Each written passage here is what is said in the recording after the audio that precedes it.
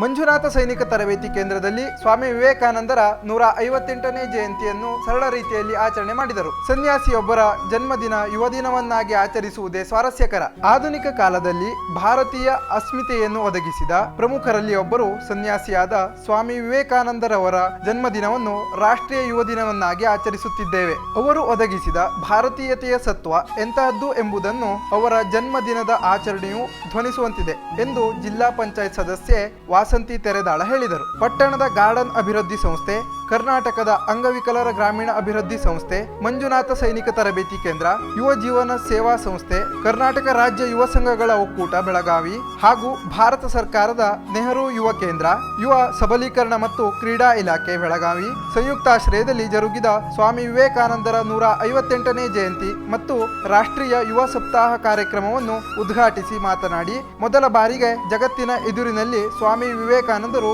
ಭಾರತೀಯತೆಯನ್ನು ವ್ಯಾಖ್ಯಾನಿಸಿದ ಪರಿಯೇ ಅಪೂರ್ವವಾದದ್ದು ಎಂದರು. ರಾಜ್ಯ ಯುವ ಪ್ರಶಸ್ತಿ ವಿಜೇತ ಸಿದ್ದಣ್ಣ ದುರುದುಂಡಿ ಮಾತನಾಡಿ, ಯುವ ಜನತೆಗೆ ಸ್ಫೂರ್ತಿಯ ಚಿಲುಮೆಯಂತಿದ್ದ ವಿವೇಕಾನಂದರ ಚಿಂತನೆ ಸಂದೇಶಗಳು ಎಂದೆಂದಿಗೂ ಪ್ರಸ್ತುತ. ಸ್ವಾಮಿ ವಿವೇಕಾನಂದರ ಜೀವನ ಸಂದೇಶಗಳು ಎಂದೆಂದಿಗೂ ಪ್ರಸ್ತುತ. ಸ್ವಾಮಿ ವಿವೇಕಾನಂದರ ಜೀವನ ಸಂದೇಶಗಳಲ್ಲಿ ವಿಶೇಷವಾಗಿ ಯುವ ಜನರ ಮೇಲೆ ಪ್ರಭಾವ ಬೀರುವ ಬಾಳು ಬೆಳಗುವ ಅಂಶಗಳಿವೆ.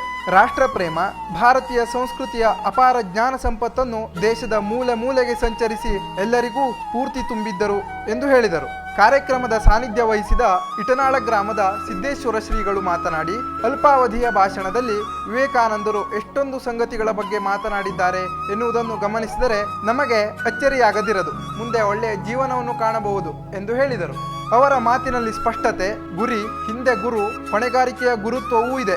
ಆದ್ದರಿಂದ ನಾವಿಂದು ವಿವೇಕಾನಂದರ ಉಪದೇಶಗಳನ್ನು ಹೇಗೆ ನಾವು ಉಪಯೋಗಿಸಿಕೊಳ್ಳುತ್ತಿದ್ದೇವೆ ಎಂಬುದರ ಬಗ್ಗೆ ಆತ್ಮಾವಲೋಕನ ಮಾಡಿಕೊಳ್ಳಬೇಕು.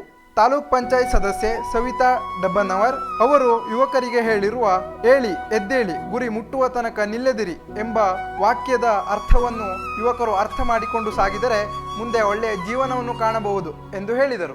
ಈ ಸಂದರ್ಭದಲ್ಲಿ ವಿವೇಕಾನಂದ ಜಯಂತಿಯ ನಿಮಿತ್ತವಾಗಿ ಕ್ರಿಕೆಟ್, ಭಾಷಣ ಸ್ಪರ್ಧೆ, ಗಾಯನ ಸ್ಪರ್ಧೆಯಲ್ಲಿ ವಿಜೇತರಾದ ವಿದ್ಯಾರ್ಥಿಗಳಿಗೆ ಪ್ರಮಾಣ ಪತ್ರ ವಿತರಿಸಿ ಮೂಡಲಗಿ ಪ್ರೆಸ್ ಕ್ಲಬ್ಗೆ ಅವಿರೋಧ ಆಯ್ಕೆಯಾದ ಪತ್ರಕರ್ತರಿಗೆ ಸತ್ಕರಿಸಿ ಗೌರವಿಸಿದ್ದರು. ಮೂಡಲಗಿ ಪ್ರೆಸ್ ಕ್ಲಬ್ ಅಧ್ಯಕ್ಷ ಲಕ್ಷ್ಮಣ್ ಅಡಿಹುಡಿ ಕಾರ್ಯಕ್ರಮದಲ್ಲಿ ಅಧ್ಯಕ್ಷತೆಯನ್ನು ವಹಿಸಿದರು. ಕಾರ್ಯಕ್ರಮದಲ್ಲಿ ಮೂಡಲಗಿ ಪುರಸಭೆಯ ಅಧ್ಯಕ್ಷ ಹನುಮಂತ ಗುಡ್ಲುಮನಿ, ಯುವ ಜೀವನ ಸೇವಾ ಸಂಸ್ಥೆಯ ಅಧ್ಯಕ್ಷ ಈರಪ್ಪ ಢವಳೇಶ್ವರ್, ಸುಭಾಷ್ ಗೋಡ್ಯಾಗೋಳ್, ಆನಂದ ಸುಳ್ಳನವರ್, ಈರಣ್ಣ ಮೋಡಿ, ಯಲ್ಲಪ್ಪ ಸಣ್ಣಕ್ಕಿ, ಹಾಲಪ್ಪ ಗಡ್ಡೇಕಾರ ಹಾಗೂ ಪತ್ರಕರ್ತರಾದ ಅಲ್ತಾಫ್ ಹವಲ್ದಾರ್, ಮಲ್ಲು ಬೋಳನವರ, ಭಗವಂತ ಉಪ್ಪಾರ್, ಮಹಾದೇವ ನಡುವಿನಕೇರಿ, ಶಿವಾನಂದ ಹಿರೇಮಠ್ ಮತ್ತು ಸೈನಿಕ ಕೇಂದ್ರದ ಶಿಬಿರಾರ್ಥಿಗಳು, ಸಂಘ ಸಂಸ್ಥೆಗಳ ಪದಾಧಿಕಾರಿಗಳು ಉಪಸ್ಥಿತರಿದ್ದರು.